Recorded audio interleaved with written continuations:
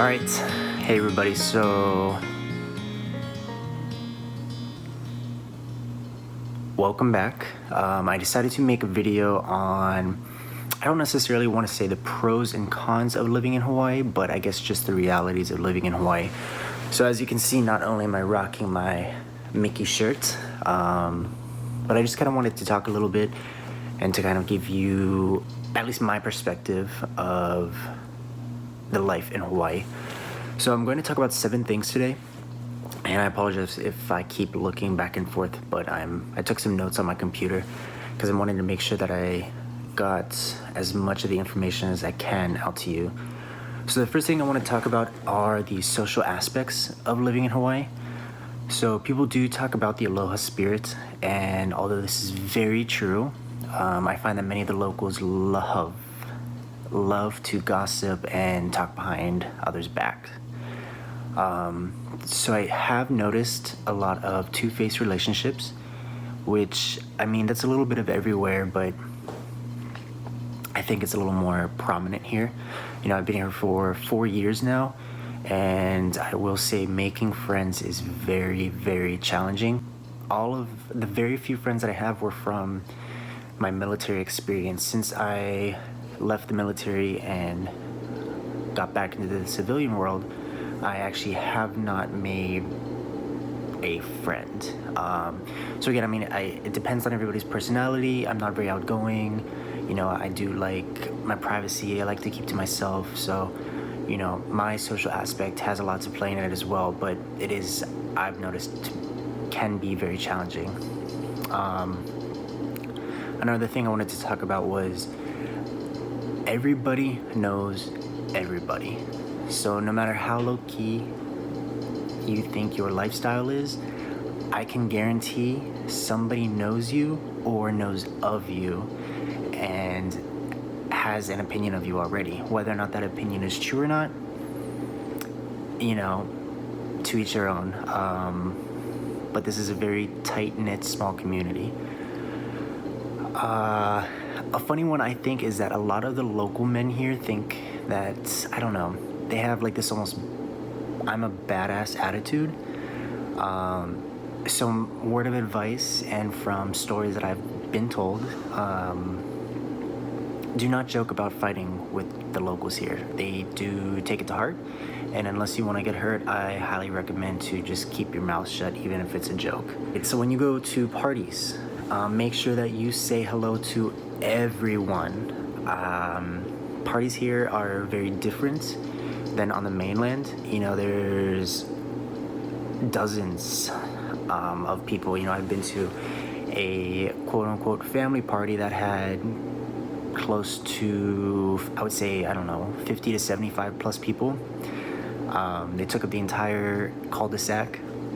They had a band. Like, it was pretty intense. And get used to handshakes for the guys, hugging and kissing on the cheek for the women. It's just something that they do here. So make sure you say hello to everybody and make sure that you say goodbye to everybody. All right, number 2, traffic. I live on the west side of the island and I work in town, and it is about 20 miles from my house. One of the worst drives I've had to get to work, which should be a 30-minute drive with no traffic. Those days are lovely, but very far and few in between. It took me 2 hours and 15 minutes to drive 20 miles. So I think a big factor of this is that there's just so much congestion here in Oahu. The highest speed limit that you will see is 60 miles an hour, and that's on the H3. Now, if you're like the majority of people here, you will not be utilizing the H3. If you work in town, you will be utilizing H1 and H2. And on those freeways, you can go anywhere from 45 miles to 55 miles max. So just know that if you do get pulled over by a cop, don't be surprised if there's 2 to 4 cops for one pullover. I don't know what it is here in Hawaii. I don't know if they were just bored, but when somebody gets pulled over, it's not weird or different to see 2 to 4 cop cars. Now, I don't know how true this is, but I was told when I first moved on islands that it's best to go ahead and get that Hawaii license plate. Rumor has it, if that's what you want to call it, but people that have moved here and choose to keep their out-of-state license plate, I've been told that cops tend to pull them over first. Word of advice, if you're planning on moving here, I would recommend to get a Hawaii license plate. Another thing that I've noticed while driving, there are tons and tons of accidents every single day on the freeways. I think it's interesting, coming from Ohio, then moving to Texas, and just living on the mainland the majority of my life. Yes, there are accidents, but I feel like people don't know how to drive here. The locals seem to not understand the basic rules of driving with consideration. So there's a lot of people that choose not to use turn signals. They don't understand the rules for four-way stops and merging. They will cut you off with no blinker on or anything. It's just pretty crazy. So just make sure that you're being careful and make sure that you have insurance. All right, number 3, public transportation. So I honestly don't take public transportation. I hear it's pretty good here. The bus, which you can get a monthly pass for about $70, or you can get an annual pass for $770. So that's one option. Another option is the Waikiki trolley. This is only mostly geared towards tourists. But if you do live in Waikiki and you don't want to take the bus, or you don't want to take a taxi, Lyft, Uber, the trolley is an option as well. You can get on, I believe it's $2 for one way. The Honolulu Trail Transit. Now this has been a huge controversy since I've been here, before I've been here, and is still a controversial topic. So a mass transit system has been in the talks since the 1960s for Hawaii. However, funding wasn't approved until 2005 when it was approved by the state. Then there was, of course, more controversy over the rail, and the state decided to allow the citizens to make a vote, which ended up being 53% voted for the rail, and the 47% chose not to have the rail. Long story short, the rail is now in progress. It broke ground in 2011, still nowhere near complete. They claim that the first phase will be done in late 2020. However, I do not foresee that happening at all. The second phase, which will bring you from the west side of the islands to Waikiki, will be complete in supposedly 2025. So that just shows you that the island lifestyle here is just very, very slow. Of course, there's more than just the relaxed lifestyle for this anyway, this project. It all deals with funding, it deals with politics, it deals with the environment, it deals with a lot of factors and a lot of obstacles that the state has to overcome to make something happen. But I really hope that this does happen, and I hope that I get to experience it sometime soon, because it would be a gem. It does plan to take 40,000 cars off of the roadways per day, I believe. So I'm for it, but a lot of people are not, which I can understand why. All right, number 4, cost of living. It's funny because I've seen a lot of videos done that people that live in like California or try living in New York. But I feel like a lot of people almost forget that Hawaii is a state and it is expensive. So home prices are astronomical. You're looking at, for a studio or efficiency, $1,261 per month on average. If you're looking for an average price for a 4-bedroom apartment or home, you're looking at $3,285 per month.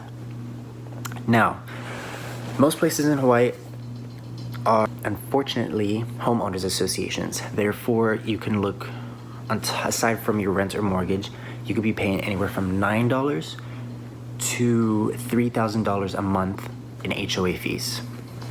So for example, my mortgage alone here is $2,970 for my 3-bedroom, 2.5 bathroom home.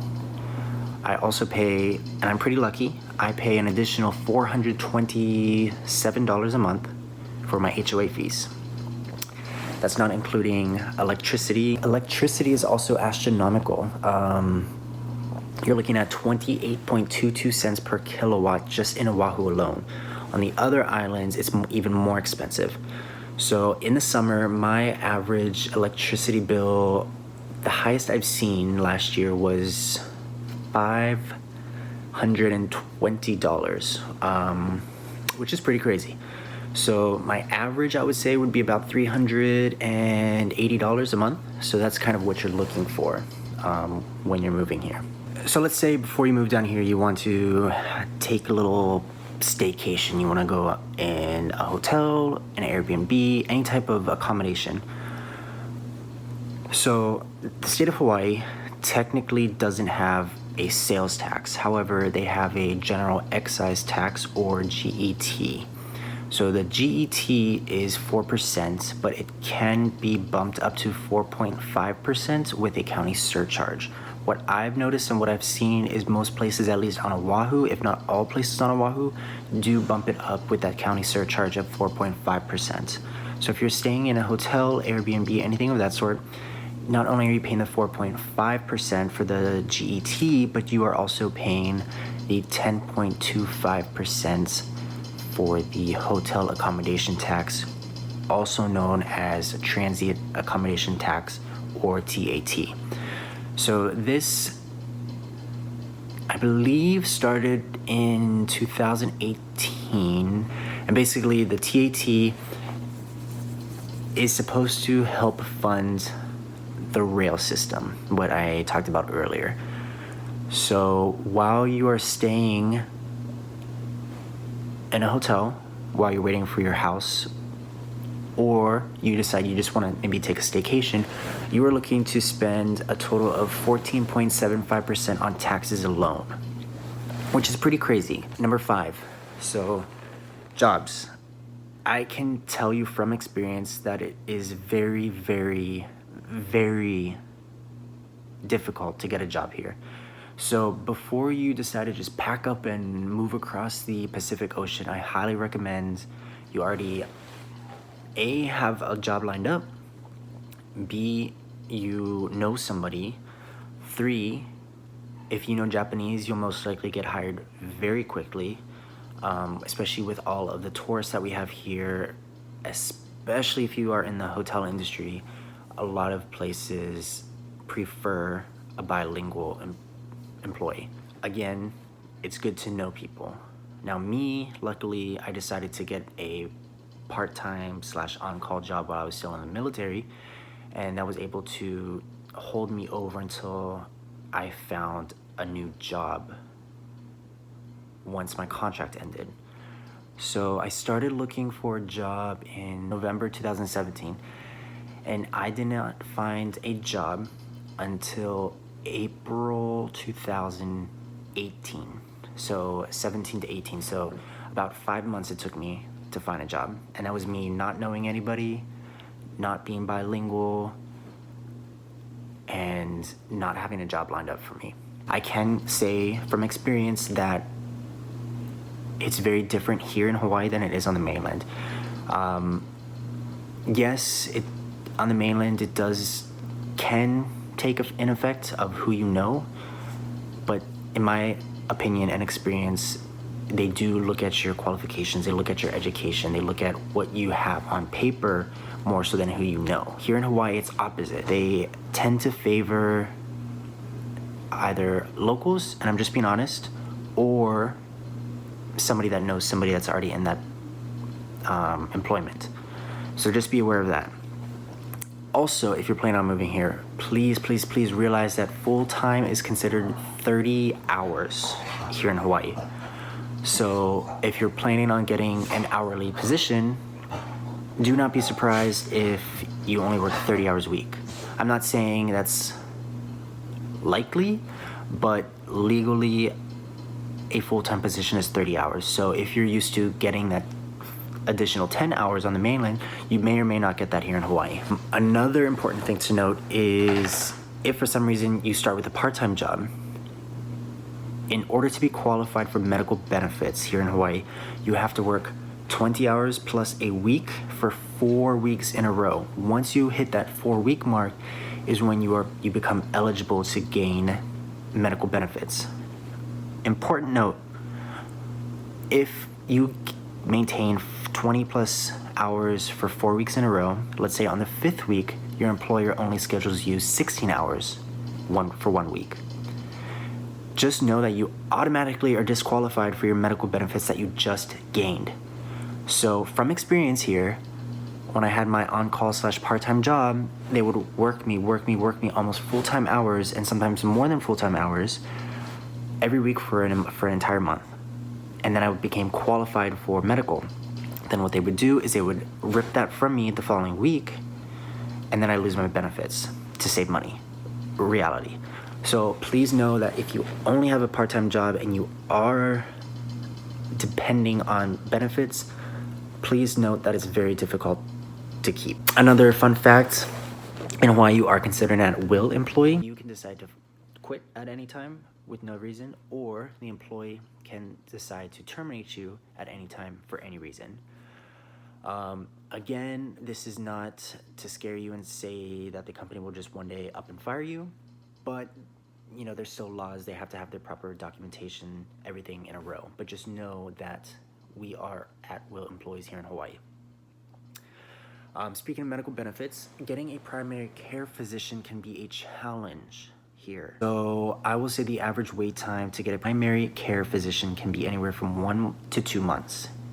That's 1 to 2 months of you waiting just to be seen for your first appointment. Please note that the majority of doctor clinics are called doctors on call. So these doctor on call facilities do not take appointments. They are walk-ins. So you can be sitting there for an hour plus just to be seen. So if you prefer to have a primary care doctor, I highly recommend to schedule to be seen by one as soon as you can, because like I said, the time to actually be seen can be 1 to 2 months. So moving to Hawaii, I would say have money saved. I cannot give you an exact amount, but if you're just going off rent or mortgage, I'm gonna average it out to, let's say, $3,000 for an apartment that you're renting, including electric. So 3,000 times 6 is $18,000. That's just, again, for rent and electricity for an apartment, not a mortgage, not a 4-bedroom apartment, like studio or 1 bedroom. So that's $18,000. I would say to at least have $20,000 to $25,000 saved if you're planning on moving here. And if you're moving with animals, that's a whole nother topic. So, fun fact, Hawaii is the only state here that is rabies free. So, in order to bring your cats or your dogs, just know that you have to have 2 current rabies vaccination by a licensed vet, no less than 30 days apart. The most current vaccine must be administered at least 30 days before the pet arrives on island. Another requirement is the FAVN blood test.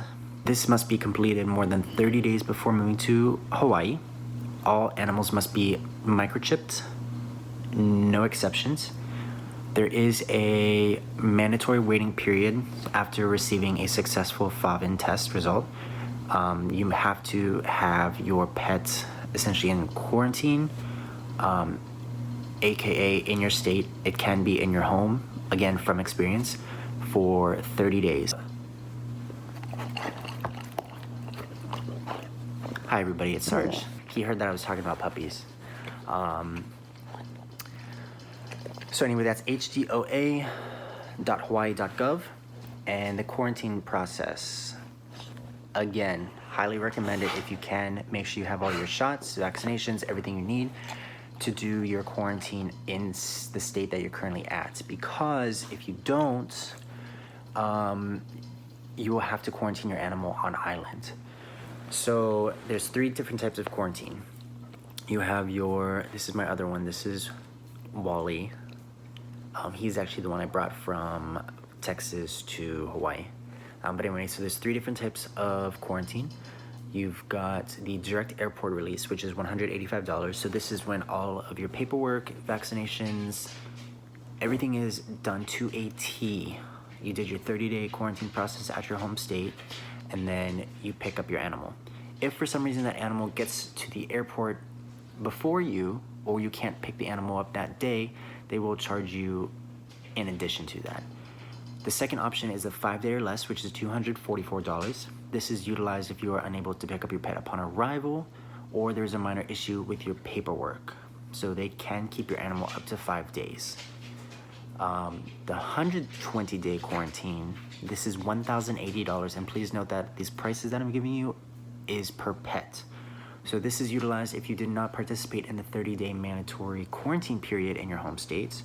I highly recommend to go onto that website. Again, that's hdoa.hawaii.gov, and make sure you have all your ducks in a row.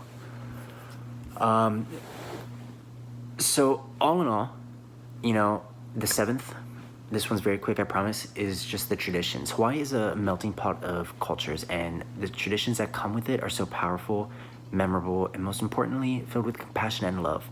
I have never seen so many people that are just so accepting. I will say Hawaii kind of gives you a false sense of security. For the most part, Hawaii is very, very safe. There's not a lot of robberies. There's very few, if any, killings that I at least know of. But yeah, people here are pretty amazing. So if you are planning on moving, or if you have any questions, please let me know. I will be more than happy to respond.